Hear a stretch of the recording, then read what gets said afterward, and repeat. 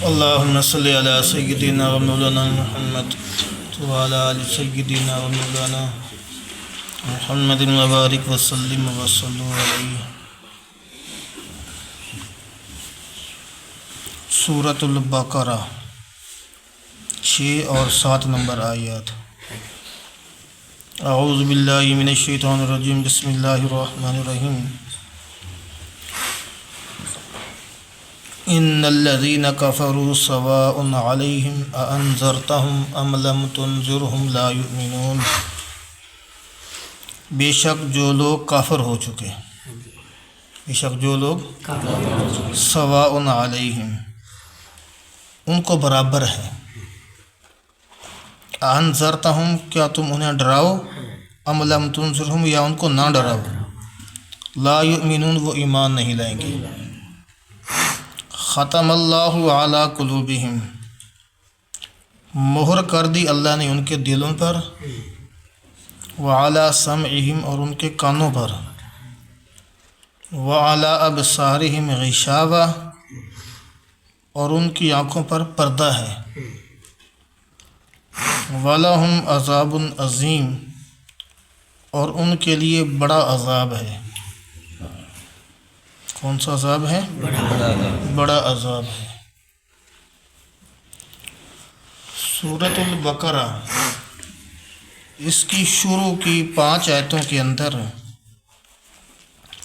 اللہ تبارک و تعالیٰ نے متقین کی صفات، ان کے تذکرے کیے ہیں، صفات ذکر فرمائی ہیں۔ اگلی 15 آیتوں کے اندر اللہ تبارک و تعالیٰ نے اس کے جو مترادف ہیں، جو جہنم کے مستحق بنیں گے، کافر ہیں، منافق ہیں، ان کا تذکرہ فرمایا ہے، ان کا تذکرہ فرمایا ہے۔ اللہ کے نبی صلی اللہ علیہ وآلہ وسلم کے دور کے اندر، جو ابتدائی دور تھا رسالت کا، اس کے اندر کچھ لوگ ایسے تھے کہ انہوں نے اسلام کو قبول کیا، مومن کہلائے، متقین بن گئے، اور کچھ لوگ ایسے تھے کہ انہوں نے اسلام کو قبول نہیں کیا۔ جن لوگوں نے اسلام کو قبول نہیں کیا، ان کے 2 گروہ بن گئے۔ ایک گروہ وہ تھا جو اعلانیہ طور پر کافر رہا، ضد کے اندر آ گئے، بے بانگِ دہل وہ کہتے تھے کہ ہم اسلام قبول نہیں کرتے، ہم کیا ہیں؟ کافر ہیں۔ کچھ لوگ ایسے تھے کہ وہ یہ جرأت نہ کر سکے کہ ہم کھل کر اعلان کریں کہ ہم کافر ہیں، بلکہ وہ مسلمانوں سے مالی فائدے حاصل کرنے کے لیے اور اپنی جان کے امان کے لیے یہ ظاہر کرتے رہے کہ ہم مسلمان ہیں۔ جب مسلمانوں کے پاس آتے، صحابہ کے پاس آتے، اللہ کے نبی کے پاس آتے، تو کہتے کہ ہم کیا ہیں؟ تمہارے ساتھ ہیں، مسلمان ہیں۔ اور جب وہ کافروں کے پاس جاتے تو کہتے کہ ہم دل میں تمہارے ساتھ ہی ہیں۔ ان کے پاس تو جاتے ہیں راز لینے کے لیے، راز لے کر تم کو بتلاتے ہیں، اور ان کی حقیقت بھی یہی تھی۔ کل ذکر ہوا تھا نا کہ جو دل میں ہو وہی زبان پر ہو تو عقیدہ ہے، ایمان ہے۔ دل میں کچھ اور ہے، زبان میں کچھ ہے، تو پھر وہ ایمان ہے، وہ نفاق ہے۔ ٹھیک ہے نا؟ تو اس جو دوسرا گروہ ہے، اس کو قرآن کی اصطلاح میں کیا کہا گیا؟ منافق کہا گیا۔ ان 15 آیتوں میں ان 2 گروہوں کا تذکرہ ہے۔ پھر اس کی تقسیم کچھ اس طرح ہے کہ آج جو ہم نے 2 آیتیں پڑھی ہیں، 6 اور 7 نمبر آیت، ان آیتوں میں ان کافروں کا تذکرہ ہے جو کھل کر کے، جنہوں نے کیا کر دیے؟ اعلان کر دیا کہ ہم کافر ہیں، ہم اسلام قبول نہیں کریں گے۔ اور اگلی 13 آیتوں کے اندر ان منافقین کا تذکرہ ہے۔ ان منافقین کا کیا ہے؟ تذکرہ ہے۔ گویا کہ یہ ابتدائی جو 20 آیتیں ہیں سورۃ بقرہ کی، ابتدائی 20 آیتیں ہیں، ان میں ان لوگوں کی تقسیم ہو گئی جن کے بارے میں ہم نے سورہ فاتحہ میں پڑھا تھا، انعمت علیہم غیر المغضوب علیہم ولا الضالین. ایک گروہ وہ بن گیا جو انعام یافتہ تھا، وہ متقین کا گروہ تھا، اور جن پر اللہ کا غضب اور غصہ ہوا، ناراضگی ہوئی، ایک گروہ ان کا بن گیا. ان دو گروہوں کی تقسیم اللہ تبارک و تعالیٰ نے کیا کر دی ہے؟ ہاں، ان 20 آیتوں کے اندر اللہ تبارک و تعالیٰ نے ان کی کیا کر دی؟ تقسیم کر دی. اللہ پاک نے فرمایا بھی ہے فَمِنْكُمْ كَافِرٌ وَمِنْكُمْ مُؤْمِنٌ. تم میں سے بعض ایسے ہیں کہ جو کیا ہیں؟ کافر ہیں، اور بعض ایسے ہیں کہ جو کیا ہیں؟ مومن ہیں. کفر کسے کہتے ہیں؟ کفر کا مطلب ہوتا ہے چھپانا، ناشکری کرنا، ٹھیک ہے نا. تو کافر کو کافر اس لیے کہتے ہیں کہ وہ اللہ کے احسانات کو چھپاتا ہے. جو اللہ نے اس کے اوپر احسان کیے ہیں، یا موصل نے جو اس کے اوپر احسان کیے ہیں، ان کو کیا کرتا ہے؟ چھپاتا ہے. اصطلاحی شریعت میں جن چیزوں پر ایمان لانا فرض قرار دیا گیا ہے، اس میں سے کسی چیز کا انکار کرنے والا کون ہوتا ہے؟ وہ کافر ہوتا ہے. مثلا رسول اللہ صلی اللہ علیہ وسلم کی طرف سے لائے ہوئے قطعی ثبوت، قطعی دلائل کا واضح طور پر وہ انکار کر دیتے، وہ کیا بن گیا؟ کافر ہو گیا. ایک بندہ جو ہے وہ زکوٰۃ نہیں دیتا، ٹھیک ہے نا، وہ زکوٰۃ نہیں دیتا، لیکن زکوٰۃ کا انکار نہیں کرتا، کہتا زکوٰۃ ہے، فرض ہے، میرے فرض ہے، لیکن نہیں دینا اس کی کیا ہے؟ کوتاہی ہے. تو یہ عمل کی خرابی تو ہے، عقیدے کی خرابی. اگر وہ عقیدے میں یہ کہہ دیتا ہے کہ میں زکوٰۃ کو مانتا ہی نہیں، زکوٰۃ ہے ہی کوئی نہیں، تو ٹیکس ہے، اسلام نے ایسا لگا دیا ہے، ہم نے یہ مسلمانوں کے اوپر جبر ہے، اگر وہ ایسے طویلیں کرتا ہے، ایسے بکواسات کرتا ہے، تو پھر وہ کیا ہو جائے گا؟ دائرہ اسلام سے خارج. جو اس نے چھپا دیا ہے حقائق کو، اس نے کیا کر دیا ہے؟ رسول اللہ صلی اللہ علیہ وسلم کی جو تعلیمات تھیں، قطعی تعلیمات، یقینی تعلیمات، اس کا اس نے کیا کر دیا ہے؟ انکار کر دیا ہے. اور انکار کرنے کی وجہ سے وہ کیا بن گیا؟ کافر ہو گیا ہے. تو یہاں اللہ تبارک و تعالیٰ نے کیا فرمایا؟ ان الذین کفروا، بے شک وہ لوگ جنہوں نے کیا کیا؟ کفر اختیار کیا. سواء علیہم، سواء علیہم، برابر ہے ان کو، ان کے لیے کیا ہے؟ برابر ہے. یہ علیہم کا لفظ ذکر فرمایا ہے، علیہم کا لفظ ذکر فرمایا ہے. یہ فرمایا ہے کہ آپ ان کو ڈرائیں یا نہ ڈرائیں، وہ ایمان نہیں لے کر آئیں گے. آپ ان کو ڈرائیں یا نہ ڈرائیں، وہ ایمان لے کر نہیں آئیں گے. تو اس سے اللہ پاک یہ فرما رہے ہیں کہ ان کے لیے یہ بات برابر ہے، ان کے لیے یہ بات کیا ہے؟ برابر ہے کہ وہ ایمان نہیں لائیں گے. لیکن یہاں اللہ کے نبی صلی اللہ علیہ وسلم کو روکا نہیں گیا کہ آپ ان کو تبلیغ نہ کریں. بالکل ان کے لیے ہے کہ وہ ایمان نہیں لائیں گے، لیکن اللہ کے نبی کو نہیں روکا گیا کہ آپ ان کو تبلیغ نہ کریں، بلکہ یہ بتلا دیا گیا کہ آپ تبلیغ کرتے رہیں، وہ ایمان نہیں لائیں گے. تو یہ ایک دائی کے لیے یہ ایک واضح حکم ہے. اس میں کیا ہے؟ ایک ثبوت ہے، ایک دلیل ہے، ایک آسرا ہے کہ جب نبی کو پتہ چل گیا تھا کہ وہ ایمان نہیں لائیں گے، اللہ نے بتلا دیا، تو کیا نبی نے تعلیم روک دی تھی؟ نہیں روکی تھی. نبی کریم صلی اللہ علیہ وسلم تو ابھی تبلیغ کرتے رہے، کیونکہ دائی جب اپنے دعوت دیتا رہے گا تو اس کو اپنی دعوت دینے کا ثواب ملتا رہے گا، اگلا قبول کرے یا نہ کرے، اس کو دعوت دینے کا کیا ملتا رہے گا؟ ثواب ملتا رہے گا، وہ بری و ذمہ ہوتا رہے گا. ہم 2 دفعہ 3 دفعہ کسی کو نہ مانے یا مندد ہے کوئی ایسے کی کری نہیں، تو وہ نہیں پڑھتا نہ پڑھے، وہ نہیں مانتا نہ مانے، وہ نہیں کرتا کام نہ کرے، ٹھیک ہے. لیکن ہمارا کام کیا ہے؟ بتلاتے رہیں، بتلاتے رہیں. ہمیں بتلانے کے اوپر کیا ملے گا؟ ثواب مل جائے گا. اللہ پاک ہماری نیکی بڑھا دے گا. اس کے مقدر میں اگر ہدایت ہوگی تو اللہ دے دے گا، نہیں ہوگی تو کیونکہ اللہ نے واضح فرما دیا انک لا تہدی من احببت ولکن اللہ یہدی من یشاء. یہ خطاب کس کو ہے؟ کس کو ہے؟ اللہ کے نبی کو. اللہ کے نبی کو. تو اللہ پاک اپنے نبی کو فرما رہے ہیں کہ ہدایت دینا میرے قبضے میں ہے. تو ہم نے بھی ہدایت نہیں دینی نا، ہمیں تو کیا کرنا ہے؟ تبلیغ کرنے، رستہ دکھلانا ہے.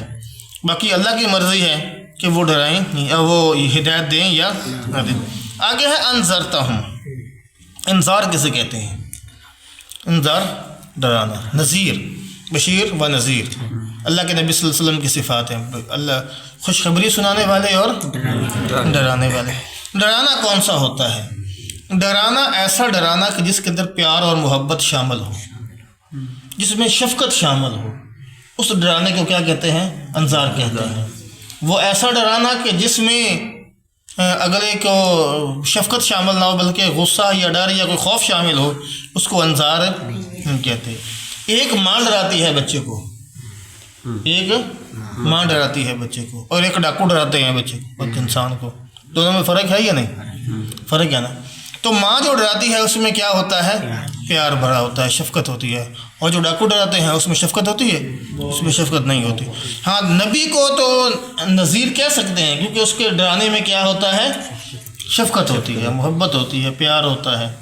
لیکن جو ڈاکو ڈراتے ہیں، چور ڈراتے ہیں، دشمن ڈراتے ہیں، اس کو ڈرانے کو نذیر نہیں کہہ سکتے۔ تو ایسا ڈرانا کہ جس کے اندر کیا ہے؟ شفقت بھرا لہجہ ہو۔ تو دائی کو کیا کرنا چاہیے؟ شفقت بھرے لہجے کے ساتھ کیا کرنا چاہیے؟ ہاں، اپنا وہ کیا کرنا چاہیے؟ دین کی دعوت دینی چاہیے، جہنم سے ڈرانا چاہیے، جنت کی خوشخبریاں سنانی چاہیے۔ اچھا جی، اگلی آیت کے اندر اللہ فرماتا ہے ختم اللہ علی قلوبہم وعلی سمعہم، مہر کر دی اللہ نے ان کے دلوں پر اور ان کے کانوں پر، مہر کر دی ان کے دلوں پر اور ان کے کانوں پر۔ جب مہر لگا دی جاتی ہے تو اس میں اور کوئی چیز داخل نہیں ہوتی، اور کوئی چیز اس میں داخل نہیں۔ ہم ایک تحریر لکھتے ہیں نا، تحریر کے آخر میں مہر لگا دیتے ہیں، بھائی پوری ہوگی، ہوں جرا کوئی ایڈ کرے گا نا وہ اس تو باہر ہوئے گا، ٹھیک ہے نا، مہر لگ چکی ہے اب اس کے اوپر۔ اللہ تعالیٰ فرماتے ہیں کہ یہ ایسے لوگ ہیں کافر ہیں کہ اللہ تبارک و تعالیٰ نے ان کے دلوں کے اوپر کیا لگا دی ہے؟ مہر لگا دی ہے، اور ان کے کانوں کے اوپر بھی، دلوں کے اوپر بھی اور ان کے کانوں کے اوپر بھی کیا لگا دی ہے؟ مہر لگا دی ہے۔ اچھا جی، مہر لگ گئی۔ کون سی مہر لگائی ہے اللہ تبارک و تعالیٰ نے؟ کون سی مہر لگائی ہے؟ جب اللہ کا خود ہی مہر لگا رہے ہیں کہ اس کے اندر حق داخل ہی نہ ہو، تو کل کو اللہ پاک سزا کیسے دے سکتے ہیں کہ مہر تو آپ لائی ہوئی ہے؟ ایک بندہ دروازہ بند کر دیتا ہے کہ اس دروازے اندر داخل کوئی نہ ہوئے، پھر کسی کو سزا دے سکتا ہے کہ تو آیا کیوں نہیں؟ کنڈی تو آپ لائی بیٹھا ہے، کنڈی تو آپ لگائی بیٹھا ہے نا، پھر سزا کسی بندے کو سزا کیسے دے سکتے ہیں؟ بھائی تو اندر کیوں نہیں آیا؟ بھائی کنڈی لگی سی، میں کدھر آ جانا؟ وہ کہ نہیں تو اندر آ جانا چاہیے سی، بھائی تو اندروں کنڈی لائی بیٹھا، میں کدھر آ جاؤں؟ جب اللہ پاک نے مہر لگا دی، خود اللہ نے خود مہر لگا دی، تو کل کو اللہ پاک ان کافروں کو عذاب کیسے دیں گے؟ بھائی مہر تو خود لگائی ہے۔ حدیث پاک کے اندر آتا ہے، اعتراض پیدا ہو گیا نا، اب ذرا توجہ کے ساتھ بیٹھا کریں نا، کوئی ذہن میں اپنے ذہن میں سوال پیدا کیا کرے نا کہ یار یہ بات کوئی اپنی لاجیکل بھی سوچ لیا کرے نا ذرا، کہ سوال پیدا ہوتا ہے یا نہیں ہوتا، سوال بنتا ہے نا۔ حدیث پاک کے اندر آتا ہے، اللہ کے نبی صلی اللہ علیہ وآلہ وسلم نے فرمایا کہ جب کوئی بندہ ایک گناہ کرتا ہے تو اس کے دل کے اوپر سیاہ دھبا لگ جاتا ہے ایک، اگر توبہ کر لیتا ہے تو اس کا وہ دھبا کیا ہو جاتا ہے؟ صاف ہو جاتا ہے، دھل جاتا ہے۔ جب دوسرا گناہ کرتا ہے تو دوسرا دھبا لگ جاتا ہے، جب تیسرا گناہ کرتا ہے تو تیسرا دھبا لگ جاتا ہے۔ وہ گناہ کرتا رہتا ہے، توبہ کرتا نہیں ہے، اس کا دل کیا ہو جاتا ہے؟ سیاہ ہو جاتا ہے۔ سورہ مطففین کے اندر اللہ پاک نے فرمایا کلا بل ران علی قلوبہم ما کانوا یکسبون، ان کے کرتوتوں کی وجہ سے اللہ پاک نے ان کے دلوں کے اوپر زنگ چڑھا دیا، دلوں کے اوپر کیا کر دیا؟ زنگ چڑھا دیا۔ وہ زنگ جو تھا وہ گناہوں کا تھا، ان کے کرتوتوں کا تھا، اس زنگ کو یہاں مہر سے تعبیر کیا گیا ہے۔ زنگ کو کس سے تعبیر کیا گیا ہے؟ مہر سے۔ یعنی تم خود نے ایسے کرتوت کیے ہیں، ایسے کرتوت کیے ہیں، تمہارے خود اپنے ایسے برے عمل تھے تمہارے ایسے اپنے اعمال برے تھے کہ تم نے کرتوت ایسے کیے کہ ان کرتوتوں کی وجہ سے تمہارے دلوں کے اوپر زنگ چڑھ گیا، اور زنگ کیا بن گیا؟ وہ مہر بن کے ثابت ہو گیا۔ اب اس کے اندر حق تو داخل نہیں ہو رہا، حق کا دروازہ تم نے خود بند کر دیا ہے، حق کا دروازہ تم نے خود بند کر دیا ہے۔ اس کو اللہ تبارک و تعالیٰ نے یہاں کس سے تعبیر کر دیا ہے؟ مہر کے ساتھ تعبیر کر دیا ہے، ٹھیک ہے نا؟ سورۃ مطففین میں پڑھا نا، کلا بل رانا علی قلوبہم ما کانوا، پہلی تفسیر کے اندر۔ تو اللہ پاک نے ان کے دلوں کے اوپر یہ کیا لگا دی ہے؟ مہر لگا دی ہے، جس کی ان کے دلوں کے اندر حق بات داخل نہیں ہوتی۔ اللہ کے نبی صلی اللہ علیہ وسلم نے فرمایا تھا کہ تمہارے گناہوں کی وجہ سے تمہارے دل کیا ہو جایا کرتے ہیں؟ سیاہ ہو جاتے ہیں۔ تو جب دل سیاہ ہو جاتا ہے، گناہ، نیکی کے بارے میں آتا ہے کہ جب نیکی انسان ایک کرتا ہے نا تو وہ دوسری نیکی کا رستہ تلاش آسان کرتی ہے۔ جب وہ کریں گے تو پھر اگلی نیکی کا کیا ہو جائے گا؟ رستہ آسان ہو جائے گا۔ اب نماز کے اندر نماز پڑھنے کے لیے آئیں گے نا، اب نماز پڑھنے کے لیے آئیں گے تو یہاں آنے پر آپ کو ایک دو باتیں مل جائیں گی اور کرنے کے لیے، ٹھیک ہے نا؟ آپ آئے تو تھے نماز پڑھنے کے لیے، آپ نماز پڑھنے کے لیے آئے تھے، ظہر کی نماز پڑھنے کے لیے آ گئے، آپ نے سوچا کہ چلو ظہر کی نماز پڑھتے ہیں جا کر۔ آپ نے دیکھا ایک بندہ آیا ہے، آپ سنتے پڑھ کے بیٹھ گئے، پہلی 4 سنتے پڑھ کے بیٹھ گئے۔ آپ نے دیکھا ایک بندہ آیا ہے، اس نے دیکھا ٹائم تھوڑا ہے، اس نے کہا 4 تو نہیں پڑھ ہوتی، میں 2 نفل ہی پڑھ لیتا ہوں، ٹھیک ہے نا؟ 2 نفل ہی پڑھ لیتا ہوں۔ آپ نے پوچھا بھائی 2 نفل کس چیز نے پڑھے انہیں؟ رکھتا تو 4 ہوں گے، میں نے 2 کیوں پڑھی ہیں؟ انہوں نے کہا بھائی 4 سنتا تھا، ٹائم نہیں سیے گا، میں بعد پڑھ لوں گا۔ میں کہا چل 2 نفل کا ٹائم ضائع نہ کرا، نفل پڑھ لوں گا، تو تحیۃ المسجد یا تحیۃ الوضو 2 نفل پڑھ لوں گا۔ اس نے کہا اچھا تحیۃ المسجد بھی ہوتے ہیں، تحیۃ الوضو بھی ہوتے ہیں؟ اب اس کے علم میں اضافہ ہو گیا نا۔ وہ کل کو دوبارہ جب آئے گا تو وہ کیا کرے گا؟ مجھے بھی بہتر ہے فارغ تو بیٹھے ہی ہوں، کیوں نہ ہو میں 2 نفل ہی کیوں نہ ادا کر لوں، ٹھیک ہے نا؟ جب وہ آیا تو نماز پڑھنے کے لیے تھا، اسے کسی نے بتلا دیا کہ بھائی فلاں تسبیح کرنی چاہیے، اس میں بہت بڑا ثواب ہے۔ تو نیکی کا رستہ کیا کرتی جا رہی ہے؟ چلتی تلاش کرتی جا رہی ہے، ایک نیکی سے دوسری نیکی، دوسری۔ گناہ جو ہوتا ہے وہ جہاں گناہ کا رستہ تلاش کرتا ہے وہاں اس کا ایک تو آخرت میں یہ عذاب ملے گا نا، آخرت میں ایک تو اس کو عذاب ملے گا کہ اللہ تبارک و تعالیٰ اس کو عذاب دیں گے۔ دنیا کے اندر اس کا یہ ہے کہ اللہ پاک اس سے نیکی کی طاقت کو چھین لیتے ہیں، نیکی کی توفیق کیا ہو جاتی ہے؟ جب گناہوں میں لگے رہتے ہیں تو نیکی کی توفیق کیا ہو جاتی ہے؟ چھن جاتی ہے، اور جب نیکی میں لگتے ہیں تو نیکی اپنے رستے تلاش کرتی چلی جاتی ہے۔ گناہ کے رستے میں چلیں گے تو گناہ کیا کرے گا؟ گناہ کا رستہ تلاش کرے گا، گناہ آگے اس کے اسباب پیدا ہوتے چلے جائیں گے، آسانی ہوتی چلی جائیں گی، ٹھیک ہے نا؟ تو اور دلوں پہ زنگ چڑھتے چلے جائیں گے، نیکی کی توفیق چھنتی چلی جائے گی۔ تو یہ کیا بن گئی؟ مہر لگ گئی ہے ان کے دلوں پہ۔ اچھا جی آگے ہے وَعَلَىٰ أَبْصَارِهِمْ غِشَاوَةٌ، اور ان کی آنکھوں پر پردہ ہے، ان کی آنکھوں پر کیا ہے؟ پردہ ہے۔ دلوں پر بھی مہر، کانوں پر بھی مہر، تو آنکھوں پر پردہ کیوں؟ آنکھوں پر بھی مہر لگا دیتے تو کرنا جو سو نہیں سکتا، تو پھر مہر ایک جگہ اتنے کوئی نمک کم پاتا، اتنے پردے تھا کہ الفاظ عقلی آنکھ نہیں دیکھ سکتا ہو، سمجھنے کی صلاحیت نہ۔ ختم اللہ علی قلوبہم، اللہ نے ان کے دلوں پر مہر لگا دی۔ دل جو ہوتا ہے نا اس کے اندر خیالات کئی طرح سے آتے ہیں، اس کے خیالات کئی طرف سے آتے ہیں، کوئی ادھر سے خیال آ گیا، کوئی ادھر سے خیال آ گیا، کوئی ادھر سے خیال آ گیا، ٹھیک ہے نا؟ کئی طرف سے خیالات آتے ہیں۔ اور کان جو ہوتا ہے یہ کئی طرف سے سنتا ہے، کئی طرف سے سنتا ہے۔ اب اللہ تبارک و تعالیٰ اس کے اوپر مہر لگا کر گویا کہ اس کے سارے راستے کیا کر دیے؟ بند کر دیے۔ آنکھ صرف سامنے سے دیکھتی ہے، آنکھ صرف کیا کرتی ہے کہ بندہ دیکھا دیکھا اور پیچھے دیکھی پیچھے جانا ہوئے، ٹھیک ہے کوئی نائی نے بھی تو پچھلی کتی دکھانی ہوئی نا، شیشہ پیچھے لایا ہوتا اگلی دیکھے نا، اگلے پاس پچھلی کتی دیکھ لو۔ انسان سامنے سے دیکھتا ہے، جب سامنے پردہ آ گیا تو پھر زیادہ مہر لگانے کی ضرورت بھی نہیں تھی، اس لیے فرمایا کہ تمہاری آنکھوں کے اوپر کیا کر دیا ہے؟ ان کی آنکھوں کے اوپر پردہ چڑھا دیا ہے۔ وَلَهُمْ عَذَابٌ عَظِيمٌ، اور ان کے لیے بڑا عذاب ہے۔ یہ بڑا عذاب تو ان کو کیا ملے گا؟ آخرت میں ہی ملے گا۔ اس سے چھوٹے چھوٹے عذاب دنیا میں مل جائیں گے، جیسے میں نے ابھی آپ کے حضرات کے سامنے کیا کر دی ہیں، بیان کر دی ہیں۔